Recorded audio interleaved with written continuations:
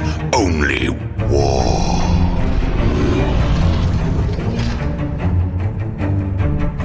What is up, gents? 40k Dirtbags here. We got a Battle Report GT video series coming up for you guys. This is going to be the first part of the series. We're going to go over the list, what we liked, didn't like, and how we would improve in the tournament setting. There was a lot that we learned from running LVO this year, especially with Death Guard and the current meta. A lot has changed since Nova and LSO. So we're going to get into everything in this video that you guys need to know. This is going to be a 5-part series. One of our games was actually streamed on Wargames Live with Joe. So you guys can head over there and check that out on day 1. That was our 3rd game. But we're going to go over 5 video series with this for LVO. Just kind of go over a recap series. But there's going to be the list review, so that way you guys, if you guys want, you can fast forward to the actual game. But it's going to be the beginning of every video, so you guys can kind of like see what we did, what we can improve on, and stuff like that. So let's get into the list. We got, that's the overlay. Let's go over the display. So with our list, we didn't change it up from the last Nova that we won. It came in 3rd place at Nova Open, which was awesome to see. That was with Challenger cards. Challenger cards went away. Points across the board kind of went up since Nova. And this was the 2nd GT that I was in that had the points increased, but a lot of people kind of see Death Guard now for where it is. So a lot of people have more experience with it. They know how to kind of like counter it and screen out for the Death Shroud specifically. So let's get into the list that we ran. So this was, again, it's kind of the same exact list that we did at Nova. Nova, we did change up the Plague Marines prior, so we took out the Plague Marines, and for Nova we added 2 Mythic Blade Haulers, and that performed really well. I actually fell in love with the Mythic Blade Haulers after Nova, so we kept them in the list. I didn't have a ton of practice going into LVO with life and vacation, all that stuff, but with this we kind of kept everything the same. It's Virulent Victorum, which is the -1 damage, sticky objective. Anything you have sticky objectives in your detachment rules is key. When you're playing Death Guard, the only 2 detachments are this one and the Demon Ally one. So there's the only 2 ways to get sticky objectives, and I think the Demon Ally one we might be switching towards Worlds, because we have to practice for Worlds coming up in November. So a lot of this preparation the next couple of weeks is going to be finishing off the series or the season with Death Guard to try and keep or stay at that #1 spot for Death Guard. That is the goal this year for the Dirtbag Nation, and that's what we're trying to get to. So, first off, we have the Demon Prince of Nurgle. This guy should be in every single list besides the Demon Detachment list. The Demon Detachment list, there's no Death Guard stratagems besides 1. So, him using his free strat like every single turn is going to be really tricky, because it's only 1 strat that you can be using his free strat on. So, you don't really need him in that list. But this list, you can use it for everything. So, in this list, he's basically a mini Morty. He's got the Revolting Regeneration, which is the 5-up Feel No Pain. So he's a 2-up, 4-up, 5-up Feel No Pain. Toughness 12 for some reason. He's got Lone Up within 3 inches of infantry unit, so he can kind of camp objectives or be super cautious the first couple turns. And he actually hits like a truck. 7 attacks, 7-2-3, and then 14 attacks sweep AP1, which is pretty sick. 2 Lord of Contagions. We took out the enhancements right before Nova because we had to reduce points. So these guys are just basic Lord of Contagions. They get back up on a 2+. They give sustain and lethal to the unit. So they are really hard hitting and buff up the unit so much. So we have 2 units of them. We have Mortarion. Mortarion is probably going to be out after this series. So he was super fun while he lasted. Now with the current meta and kind of going in for turn 2, we're going to have to try and veer away from Mortarion. I know he's a bully and a beat stick, but if you can block the deep strikes for the Death Shroud and you can have really high shooting tanks, I can't bring him out till turn 2 or turn 3 anyway. So we're going to start testing without our Mortarion. But in this list, the Mortarion is basically made to be turn 2, here's my whole army, can you deal with it? And if you can't, I win. If you don't, if you can, it's going to be a slow grind. If you can't, then I basically win by turn 3. Then we have the Tallyman. That extra CP comes in clutch a lot of the times. There's a lot of good strats that we have in this attachment, and there's a 2 CP strat. There's two CP strats. There's one to extend the range of the Contagion, which comes in every once in a while, and then the -1 damage, which happens any phase. So you're going to be spending a lot of CP. So having Tallyman in the list blocks out the backfield, make it sticky, move back, block out 9 inches. That's kind of his whole goal every single turn. 2 spawn, once I added 2 spawn, it's hard to make a list without 2 spawn. I think the scout 6, you can have 1 kind of on the bottom objective, so that way they can scout and try and get that tempting target turn 1, or you could have 1 in the center, so that way they could be your turn 1 area denial, cleanse, locust, all that stuff. So 2 spawn, having 2 options kind of spread out and not care if 1 dies, you still have another one to spread contagion. Super clutch. Having 1 every single list, key, but having 2 is just really, really good. 2 Death Shroud, led by the 2 Lord of Contagions, so they're still like really good in every list, but they're expensive. They're 280 points now. They went up, what, 40 points? So 20 here, 20 for Lord of Contagion. So them being really expensive, they have to get their points back. So if you're screening out with like a 70 to 90 point unit, they're doing their job by screening you out, and now you have to wait or have units to kill that screen, which again is what we learned throughout LVO. But they're really expensive now. Again, they're still really good. It's just this list specifically, I have to take out kind of Mortarion to add other units to kind of kill the screens so the Death Shroud can come down. So that's what we'll talk about at the end of the series. But we have 2 heavy blight launchers. They're still, 36-inch range, 10-2-3, D6 plus 2 blast, really good shots. 2 of the mythic blight haulers, again, anti-killing tank vehicles. They're so freaking good. +1 hit, +1 wound. And then the boxwalker. So 3 units of 10 boxwalkers. 1 to screen out your home field, 1 in the top left corner, and 1 in the center. That's basically how you're going to be deploying almost every single game. So that is the list. Nothing really changed since Nova, but a lot is going to change after this this LVO. So that's the list, guys. We'll get into the sponsors really quick, and then we'll get into the LVO game 1 through game 6 for you guys.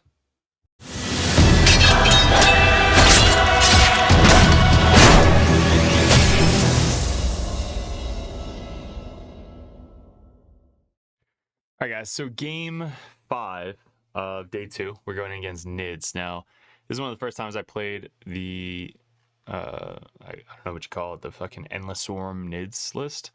He's got the 1 Brood Mother that can bring him back. It's, I think, D6 plus 3, and then there's a strat for another D6 plus 3. So you can basically bring back 2 D6 plus 6 models to a unit, which is nuts. They're all 2 OPSEC, and they all have, I think it's like assault, lethal, sustain if he picks it against the infantry, like shit. Like, it's just really, really cool. And then they all have reactive moves, which I forgot like multiple times. But every single unit has a reactive move. So no matter what, if you end within 9, that unit can react to move to get more onto objective, steal, all that stuff. So a lot of recursion, a lot of coming back. It's just a crazy, crazy list. He's bringing 1 Hive Tyrant with the enhancement that gives assault within 6 inches. A unit of these brain bug guys that give stealth within 6 inches. So basically everything is stealth, everything is assault. Yeah, nuts. 2 of the big penis guns, 2 of the big D6 plus 6 guns, 2 of the lictors that have infiltrate, stealth, lone up, 1 of the big brain bugs, Biovore, Gene Stealers with the Brood Lord dude, and I think that's it. Yeah, that's it. All right, so again, deployment is delay out 4 all day on day 2, and this mission is, of course, 4 objectives against this list, and he's going second. So everything that could go wrong went wrong. Search and destroy, we were deploying pretty defensively. Like, he had a ton more drops than I did, so I had to figure out where the fuck Morty was going to go, and he had 2 of these big guns that if he can get there, he's going to try and shoot Morty. So I kept spending, like, lasering, trying to see, like, if he can get this way or this way. So he'd have to move his 1 vehicle up and then turn it, and then the gun would point out this way to get line of sight onto Morty, and then this guy over here can come up, can't get line of sight onto Morty this way, but on next turn, he basically would move up, and then next turn, get up to here and then get line of sight on Morty. So this guy can't get their turn 1, but this guy 100% could get their turn 1. So that was super annoying. Not sure if I should have just deployed Morty down here, but then he's kind of like out of the fray most of the game. he kind of has to be up here. If he's all the way back here, he can run up here turn 1 and kind of camp this objective, which may have been better. But this is where he really wants to be for deployment. It's just he's got such good angles with this terrain setup, and they hurt really bad if I fail my invuln save. So these are the 4 objectives. He deployed this guy first. I was able to get 9 inches away and put one guy on the objective here, one guy on the objective here. I couldn't get anything down here with infiltrates because he had one guy right here. Off the objective, and then we're just trying to like make it sticky and run forward. That's going to be my goal. So sticky, sticky, sticky, turn 1. His guys, he had the Gene Stealer right there, which have scout, so they just scouted behind this little space right here. All these guys are spread out. They're all color-coded, red, blue, and green, so it makes it a lot easier for myself and my opponent. So good job on you, broski. This guy is obviously within 6 of everybody. This guy's within 6 of everybody. These guys are within 6 of everybody. So everybody's stealth, everybody's assault, everybody can come back. Nuts. Bivor all the way in the back, shooting down his little guys, blocking out my Death Shroud, which is really good. And that's it. So I really wanted turn 1, but I also wanted I wanted turn 1 so that way I can like be aggressive. But I think having turn 2 in this mission is way better than having turn 1, obviously. So okay, so what are we doing? We go first. We get recover assets and sabotage. So recover and sabotage. So we scooch up our blue guys. Again, he's got reactive moves, so he reactive moves like a couple guys back here. We move up our spawn down here, so they just run up to here, just set up for next turn. If he gets on the objective, or I have to go steal the objective, that's what these guys are down here to do. He can't get shots on me at all.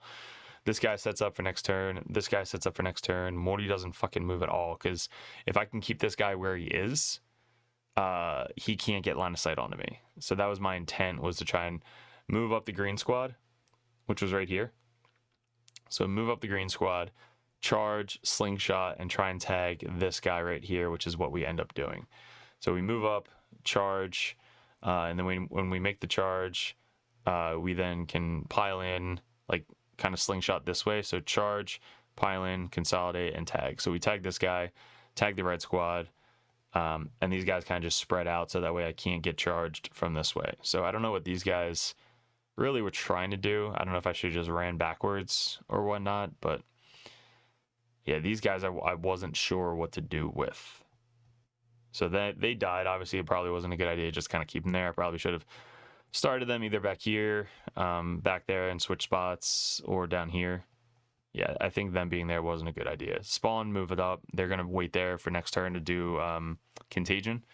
The other guys stayed back here to make it sticky. Same thing that happened last turn, is this guy scooted up on the objective and just waited. This guy ran up here. Morty stays still.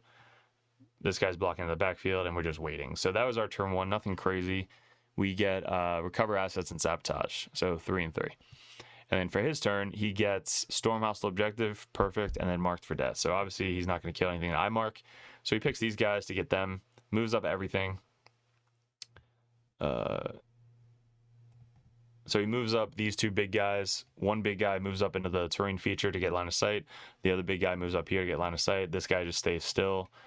All these things move up onto the point, so everything's just kind of running forward.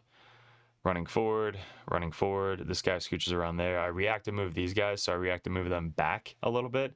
So when I react to move them back, I surround the Lictor over here, so that way the Lictor can't charge my spawn, because I don't want them to get into my spawn to stop my Contagion. Because if you stop my spawn from moving up or advancing, then that's going to stop the Death Shroud from coming down where I want them to come down. So again, all these guys are 2 OBSEC. It's kind of annoying. But yeah, so they murder all of these boxes. Obviously, all the other boxes got murdered. What happened here, this is fun. So I don't play NIDS a lot, which is just an excuse for me to say. But this thing, right, I know that you can't, when you end a movement, within 3 of it, it explodes automatically. You can't end an advance. You can't, like, do any of that stuff, so I can't advance near it and get it to explode, which is weird. I don't know why it has that rule. but I can't. He basically put it in the exact spot where I couldn't walk up to it. So he played it really smart. Where he's like, all right, I'm going to put it here, screen out your death shroud a little bit more, and you can't walk within 3 inches of it. So I was like, all right, I agree. So he does that. So what I do is I line up everything to charge it. So I want to get the slingshot onto this guy right here. So this one blue guy actually lived from the this dude over here. So when he lived, I was able to kind of like run up this way and put all these guys into contagion. So I think he overwatched. No, he doesn't overwatch it. I put all these guys into contagion after me running up. So when I ran up, these guys reacted moves back, which is cool. And then what my goal here was to do, right, was charge my Poxwalkers into this thing, block off anything base to base that I can get for my Death Shroud. And then when the Death Shroud charges, I want them to charge kind of diagonal this way. So I can have one Death Shroud charge in, successfully make that charge. My Lord of Contagion, 2 other Death Shroud charge diagonal. So 6 inches would have put me right here, which is a successful charge. If I roll like a 9, right, I can get all the way out to here. So as long as I end 6 inches or less diagonal from this charge target, I can then pile into the closest enemy unit, which is this guy, because this guy would have exploded. So that was my intent, was to like move up everything, charge, slingshot, yada. I then go into my charge turn, and he's like, you know, when you charge this, it explodes, right? I'm like, nope, didn't fucking know that. Thanks for telling me, broski. So, yeah, that kind of pissed me off. So I had to like walk away and like think about what the hell my life choices are, and yeah. So he like literally sees me lining up like everything on this side of the table, and doesn't mention that, right? So whatever. I fucked up. I should have asked. I didn't ask, and he didn't want to tell me. Didn't not want to tell me. I just didn't ask, so he didn't have to tell me. So after figuring that out, I was like, all right, I guess I'll just try and charge, and then it blows up. I'm gonna get less guys into your big guy. I'll try and live with that. So I charge, fail, doesn't matter. My Death Shroud failed 2 6-inch charges, so they're just there, right? So they're there. The red guys did charge, so they rolled like a 12 or something. So I measured where they started to this fucking bomb thing, and I charged basically past it. So all the guys in the back charged up, blocked off being base to base. All the guys in the back charged up past it, and then I was still able to kind of tie up this guy with my red squad.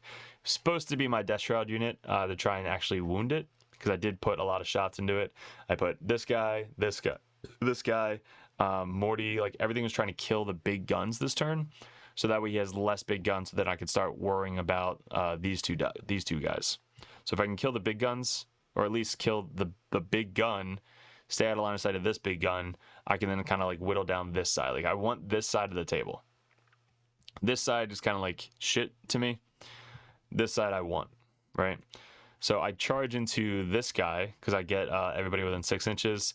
I charge a full Death Shroud, Lord of Contagion into it. I take it down to 11. So him having a 5-up Feel No Pain, 2-up save, he then has to just roll 4s because I did the -1 to hit in this game.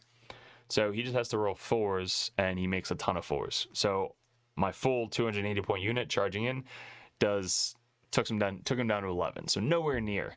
Now that he's wounded, on his turn he gets a 4-up Feel No Pain. So basically this guy's fucking unkillable for the rest of the game. So that was probably a bad charge target. So now knowing that, I need to put a lot into that guy before I charge it. So lesson learned, anytime you play a game like this, you want to kind of like test the waters and see what works, what doesn't work.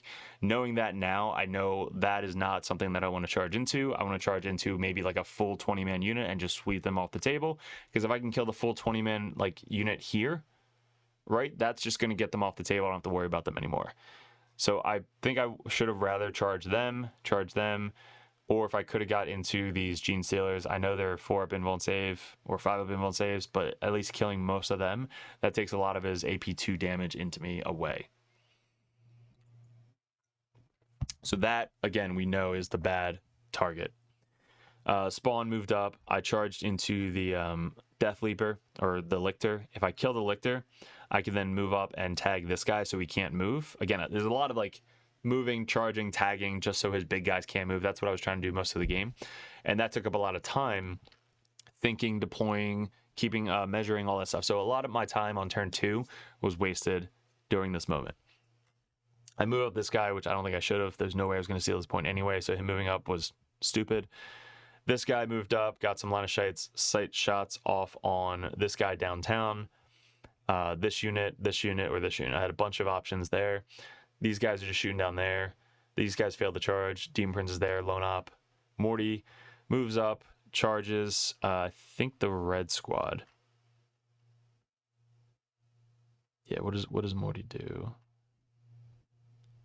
I guess Morty doesn't charge the red squad. I think he... Where the fuck did he go? So he moved up from here to there. I think he charges the Lictor that was there. Yeah, so he's there. Charges this Lictor right here. So it moves up, charges the Lictor, and then piles into the red squad. Charges, piles in. Now he's on the point. Steals the point. His primary is still pretty good. He's got this point and that point. And we're trying to keep him off this point and then steal his points. But he's got so many guys left just to walk on and do that for me. Okay, so that's my turn 2. His turn 2 moves up everything. So he moves up the big bug, moves up the Flamer bug. All these guys come out of the terrain over there. These guys, the Gene Stealers, move up. They want to kill my Death Shroud. These guys fall back. These guys fall back. So he puts 1, 2, 3, 4 on the point. So that's 6, 7, 8. So if he can kill one of these guys, he holds it, but he's just trying to tie me. So if he ties me, I don't get points either way. I still have this point down there. These guys are still stuck in combat. These guys react and move back. So he lined up a lot of the guns into these guys. So when they were there, he moved up. I reactive instead of Morty. I reactive these guys back behind the wall. So I can try and save them next turn and move up and finish off these 3 guys over here. So they're kind of safe right there from line of sight of these guys. So he's got straight line of sight into my vehicles back here. And he charges in. My Death Shroud kills all but the Lord of Contagion. Lord of Contagion lives, does some more wounds into this guy, takes him down to 6, and then dies. And then when he gets back up, I think I put him right there. Yeah, so he ends up right there. Let's go back. So we commit a lot this turn. So we commit the Demon Prince, we commit the Death Shroud, Lord of Contagion. The Mythic Blighthollow moves up, gets the Meltas off on this big guy, kills it. I charge both of these dudes, so I charge this guy and this guy. Demon Prince charges and Morty charges into the 20-man unit and actually kills both of them. And then we whittle down the other blue unit. So I had a blue unit here and a red unit. So I wanted to put all my guns into one unit to try and kill it, and then put all of my charges into the other unit to kill it. So I wanted to try and kill 2 units this turn, which I think we end up doing. So the red unit's here, blue unit's here. We line up all the guns into the red unit, and then we charge the blue unit. So we had this gun here, which is blast. We had this gun here, which is blast. We had Morty's blast gun. We have 3 shots there. We have all of their flamers. So all their flamers, scooch up, flamer, bunch, and then charge in. So we actually killed all of them in the shooting phase. So that was huge. They had stealth and maybe like a 5-up invuln save or something. So kill all of them, and then we charge both. So we have a 15 attack sweep with sustain and lethal, and then a 14 attack sweep with AP1 and lethal. So a shit ton of attacks going into them. So we actually murder both of them to the wound with Morty in the melee phase. So we killed 2 20-man units in one turn. That was huge. I thought, like, all right, doing that was definitely a huge turn on turn 3 for me. And now we have this whole spot wide open. He still has a ton of shit coming this way. So this objective is almost like can't really steal it from him. I have my spawn tying this guy down so he can't get line of sight on the Morty. This other big gun died. I have a bunch of attacks going into this guy. This guy has 10 wounds left. This guy took a shit ton. He still has Hive Tyrant. These guys got charged by the spawn. and he failed all of his saves on his big brain bug. Took the big brain bug down to 3, and then during his turn, he attacked me. I wounded him back and then blew up. So I wounded him back to 1 wound, and then he killed my guy, and I spent a CP and then blew up and killed him. So his big brain bug failed all of his saves, and then I auto exploded and fucking took it off the table. That was fucking hilarious. And then he's still stuck in combat with these 3 guys. But again, it's going good in my favor. So let's go into his turn 3. So his turn 3, this guy, Lord of Contagion, gets back up. These guys commit onto the little vehicle right here, and basically I think they kill it. I think they won round it. The guy got back up, scooches over. He's like right here, has line of sight to this guy. He tries to shoot him. I make my saves. These guys still stuck in combat. All these guys are now spreading out. So these green guys, he brought a bunch back. So now they're now spreading out and stealing objectives again. These guys fall back. I still have 1 spawn left. Morty commits from right here. He moves up 10 to here, and then he charges. And when he charges into...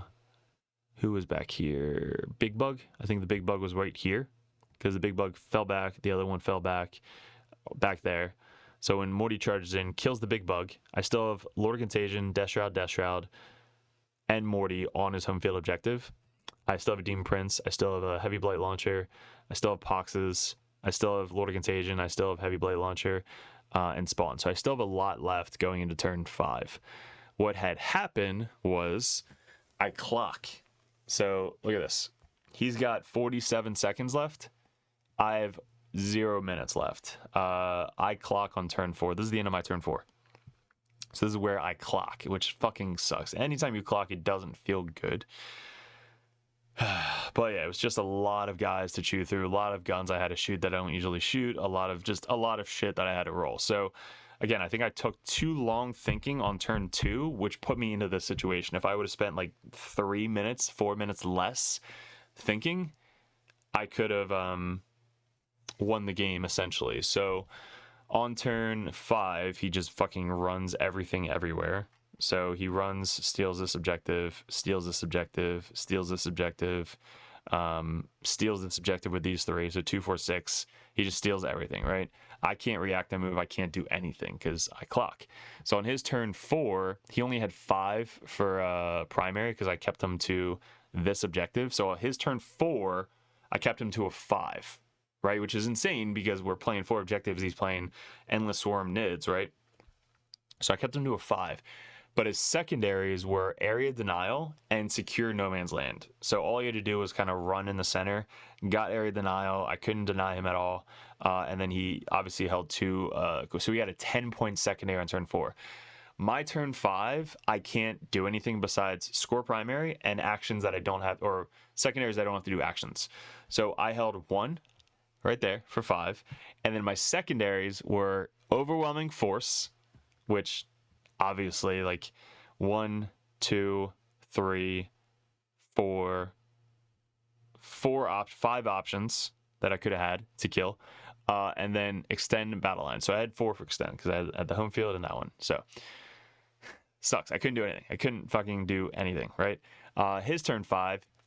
Obviously, he gets 15 because I can't stop him. And then his secondaries were extend. Great.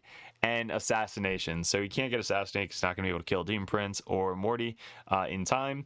So that was it. He, guys, wins by 2. So this is the end board state. Again, me clocking on turn 4. But we had a hell of a run going into it. So we only had 5 turn 2. The top left. We held that the whole game. Top left, 5. Top left, 5. He was really good at stealing secondaries or stealing primary, obviously because it's 2 OPSEC dudes. 10 on turn 3 after our go turn. And then on turn 5, we only had 5 because we couldn't activate the turn prior. Or, I mean, again, I deserve that 5 because he was able to run everywhere. But he shouldn't have got a 15 on his turn 5. That's what would have been a difference. So, and obviously I could have done Overwhelming Force for 3 points, if not 5 points. So that would have got me 5 there. And probably that was it. So 5 there, and then I would have probably stopped them to like a 10, maybe, probably a 5. But let's say I stop him to a 10. No, because I would have stole his home field. Home field doesn't matter. So I would have killed at least one of the guys on the points, and he probably would have had 10. So that's 5-point difference. 5 points. That's a 10-point difference. So that drops him 5. So it drops him to 62. Let's say he gets assassinated, goes back up to 67. I get 5 more points, so that would get me to 70 for overwhelming force. So it would be 70 to 67. So 3-point difference in my turn compared to his turn if I don't clock. But we're playing dice game. It's a GT. You have to use the clock. And obviously practicing like 110 minutes before a GT helps out so much at the GTs. I had 1 game going into LVO. I was super busy, cruise, all that fun shit. 1 game going into LVO, so I didn't have a lot of practice going into it, but I should have had a lot of knowledge with my list because I ran it through Nova 9 times. So I should have had plenty of practice, time management, all that stuff going into this. And obviously I had 4 games before this game. It was just first time playing Swarm, so many fucking models to chew through. It just ate up a lot of clock. So for him, he played it really well by denying my primary and just running everything on the objective by turn 5. So we had 30 out of 40 for secondaries. He had 22 out of 40 for secondaries. 35 out of 50, 25 out of 50. So he should have had 30. I should have had 25 still, but we would have won it in the secondary game. So again, all in all, great game. If you guys watch the emotional intelligence video, this game was a prime example of the emotional intelligence, like knowing how your opponent is and stuff like that. He's not a very, he doesn't, I think this was his 3rd GT that he was at. He's more into like, I think online play and stuff like that.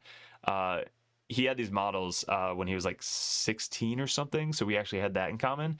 But when you like realize the type of player that you're playing, you want to try and relate to them and like get on their level and kind of like play the game like a fun way to play it. Like you don't want to combat like butt heads during this game. It's not a fun experience. So we started the game off kind of like butting heads about fucking measurements of the objective markers. He thought that you would measure the objective markers by the edge of the objective marker, and I've like, how long have you been playing it that way? He's like, forever. I was like, well, you shouldn't be playing it that way.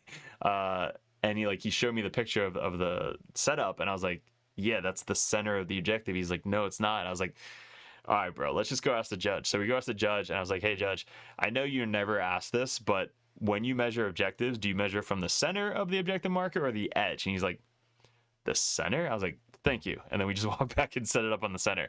So after that, I then try and break the ice and go like, hey, your guys look great. I love the shininess, shit like that. So you're kind of like reading your opponent. Like, again, you don't want to start off on the bad foot. So me being me, I want to make sure that I'm having a fun, friendly game because I know this is going to be put up on YouTube and stuff like that. But anytime you see a person that you're already butting heads with, try and break the ice. Try and like start off the game on a positive note and, keep the game going and have fun. Because we're game 5, like we already have a loss. Like we're just trying to like have fun and play the game. So that was like the Emotional Intelligence podcast. Go check that out because we talk a lot about this. And then obviously you can head back and watch game 6 because that's coming up next. So again, all in all, great guy, awesome. He beat me, great game. I clocked, super fun. Learned a lot from this. Learned what to charge, what not to charge.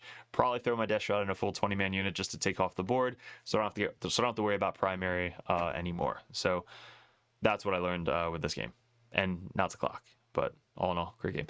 Let me know in the comments below what you liked, didn't like, how we can improve on the channel, maybe some stuff you want to hear up on in the upcoming podcast. If you guys want some coaching from either myself or another Dirtbag Nation coach, head over to the Patreon page. I wouldn't be doing this without you guys. Like, this all is for you guys. And hopefully you guys learn from these videos. Obviously, I wouldn't be doing the videos if you guys aren't learning and commenting, because these videos are made to get you better at what you see in the tournament setting and what you should be doing compared to what you're doing on the RTTs and practice side. So really appreciate it, guys. Good luck. Check out the merch in the description below. I think there is a Tyranid one. If you want some more Tyranids, let me know on Discord what type of images you want. But guys, appreciate it. Good luck. And we'll see you on game 6 against Sisters. All right, gents, thanks for clicking on the video. If you guys want to support the channel, go over some coaching options. Wait towards the end of the video. We'll go over all of this merch and the Patreon. But guys, I appreciate it, and let's go Dirtbag Nation. All right, guys, like I said, thanks for sticking towards the end. This is all of the merch. We have some options too. You guys can message me one-on-one on Discord if you guys are interested in any of these. We have some proxies that you guys have access to play in the game. We have the Cypher, which is badass.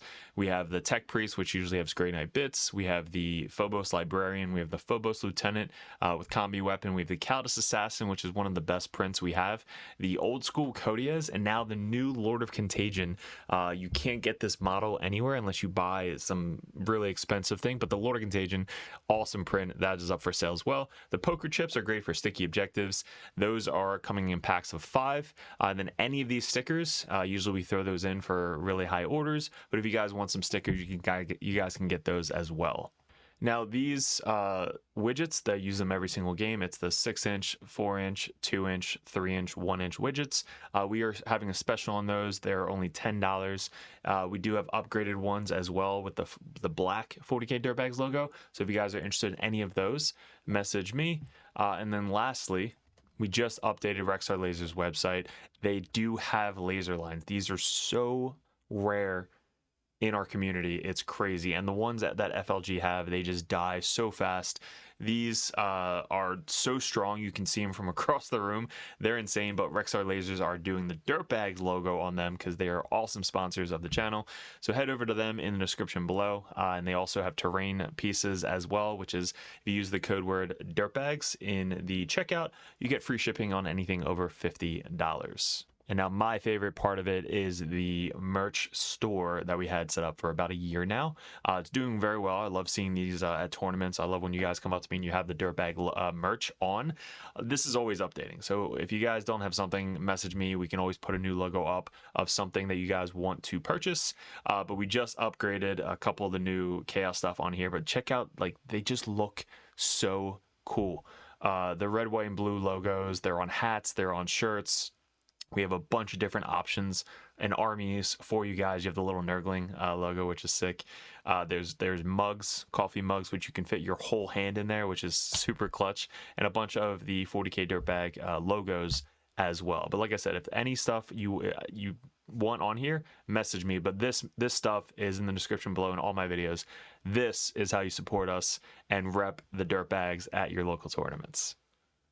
What is up, gents? 40k Dirtbags here. If you guys are interested in joining the Dirtbag Nation over at patreon.com, you get a bunch of perks. What we did in 2024 was we really expanded. I traveled a ton and I played my ass off in 40k. Right now we're ranked #1 best player in the United States on ITC rankings. We were the #1 Chaos Space Marine player in the world this year in 2024. 2 years ago, we got ranked #1 Grey Knight player in the world, and this year we're probably going to go into Death Guard, hopefully when the new Codex comes out, or Emperor's Children. But you guys, if you guys want that head coach or that coach always in your corner, just to ask questions, bounce ideas off, that's what the competitive Dirtbag and the Dirtbag Nation is all about. If you guys want to support the channel, you head over to patreon.com. You can join the Just a Car tab, which is $5 a month. You guys get access to the Discord Patreon tab. You have to be a patron to get into that Discord, and also I'm always there. All the other coaches are there. Basically, it's just such a good community over on Discord that you guys get specific access to it that only Patreons can get. If you guys want to bump that up, the competitive Dirtbag tier, you guys get to message me or another Grandmaster or another Dirtbag coach over the Dirtbag Nation to add unlimited questions, list ideas, list reviews, and bounce ideas off of. That's what having a coach in your corner is all about. If you guys want to bump up to the Grandmaster tier, that tier you get every perk under the sun. So basically you get access to Discord, you get one-on-one coaching, you get a call once a month if you guys would like to go over any RTTs coming up, any GTs coming up, any list reviews live over Discord chat, and also a special perk that Grandmasters get. If you guys want any video suggestions like we do all the time with these table setups that we just upgraded thanks to the Patreons, you guys get suggestions or battle reports you want to see specifically played live by a coach or myself on the next battle report, or a live battle report coming up on the Patreon. So you guys get obviously first access to all the videos. We post them first on patreon.com, but there's just a ton of benefits to having a professional coach that plays this game all the time at the very, very high competitive level. in your corner at all times. And that's really what the Dirtbag Nation is all about, getting you guys better at 40K, the basics, and being good in your community. So if you guys want to support the channel, I really appreciate it. Couldn't have done it without you guys in 2024, 2025. I am super stoked for, super excited for. We really want to get a bigger studio going. That is going to be my focus in 2025, is really growing the community on YouTube and Patreon specifically. So thank you so much for 2024, all my Patreons. If you guys are interested in joining and want that coach in your corner, head over to patreon.com and support the channel. Appreciate it.